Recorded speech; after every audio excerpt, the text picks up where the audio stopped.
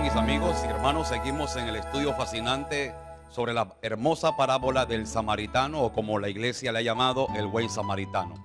Queremos recordarle que estamos dedicando este programa o este segmento del samaritano a nuestros amados hermanos de Pachuca, México, y queremos decirle que nosotros realmente les llevamos profundamente en el corazón a cada uno de ustedes por su amistad y su hermandad. Bien, vamos entonces a seguir con el hermoso texto bíblico, y habíamos quedado acerca de la actitud del doctor de la ley cuando interpela a Jesús con una pregunta. Pero resulta ser que la pregunta que él hace es una pregunta, cabe de resaltar, egoísta, porque él pregunta: ¿y qué debo de hacer, o haciendo qué cosa heredaré la vida eterna? Según el versículo 25. El autor de esta pregunta está haciendo prácticamente lo que cualquier judío de aquella época, y me atrevo a decir que también en el presente, es una pregunta que tiene que ver con un interés, pero lastimosamente un interés egoísta, porque él no está interesado en saber qué cosa podemos nosotros, en plural, hacer.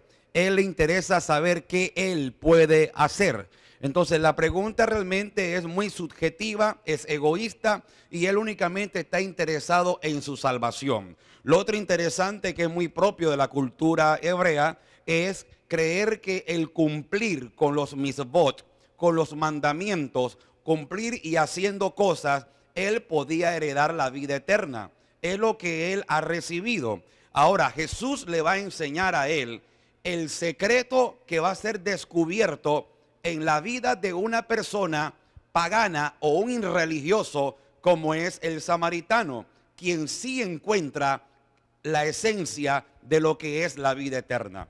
Seguimos entonces con el hermoso texto bíblico. Cuando Jesús le ha dicho cómo lees, que está escrito en la ley, que está escrito en la Torá. Recuerde que la Torá son los 5 primeros libros de la ley: Génesis, Éxodo, Levítico, Número, Deuteronomio. Era lo que manejaba el pueblo de Israel. Entonces el intérprete de la ley, o el doctor de la ley, contesta correctamente. Y dije que casi como de memoria podemos verlo citando de manera expresivamente, de manera cantando el texto como se canta en el hebreo hermosamente. Jesús le da la respuesta, le da la calificación en el versículo 28. Jesús le dijo: bien has respondido. Se ha ganado una excelente calificación. Pero Jesús no se queda en el límite de lo académico, porque no se trata de recitar un texto bíblico o de estar viendo qué cosa puedo hacer para cumplir. Jesús lo lleva a la acción, lo lleva a la vida, porque no se trata de tener un conocimiento vasto, un conocimiento bárbaro de las cosas de la Biblia o del Señor. Se trata de vivirlo en la vida. Y Jesús le dice: haz esto y vivirás. Lo manda a la acción, lo manda a la praxis, a la vivencia de la vida diaria. Pero dice el verso 29, pero él, queriendo justificarse a sí mismo, dijo a Jesús: ¿y quién es mi prójimo? Hace un par de días atrás compartía esta misma plática con los pastores del área nuestra, y me llamó la atención que yo generalmente menoscababa la pregunta que hacía este hombre. Es más, me mofaba de la pregunta que hace el intérprete de la ley: ¿cómo que él no sabe quién es su prójimo? Y de manera reflexiva me di cuenta que nosotros tampoco sabemos todavía quién es nuestro prójimo, porque nosotros creemos que el prójimo es aquel que es de mi parentela, que es aquel que simpatiza conmigo. Creemos que prójimo es aquel compatriota de mi nación. Creemos que prójimo es el que comparte la misma fe mía.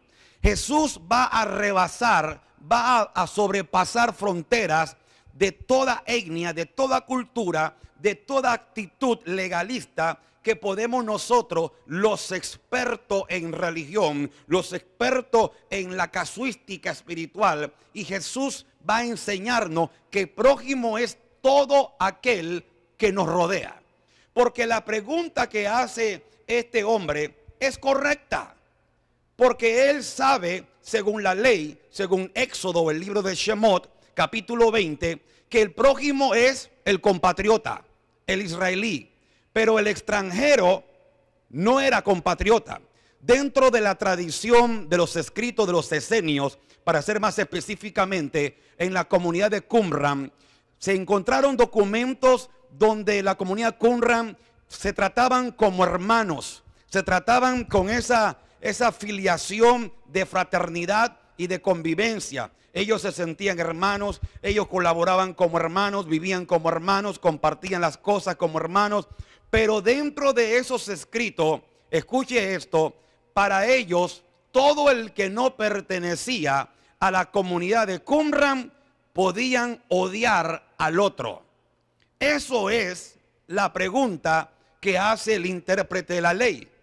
Cuando nos encontramos ante la alteridad, ante el otro que es diferente a mí, la actitud del evangélico con el católico, o la actitud del católico con el evangélico o el protestante, como nos llaman, la actitud del árabe con el judío o el judío con el árabe, y así sucesivamente, nos hace perder de vista que sencillamente la palabra prójimo en su sentido semántico griego es la palabra próximo, es el que está cerca de mí.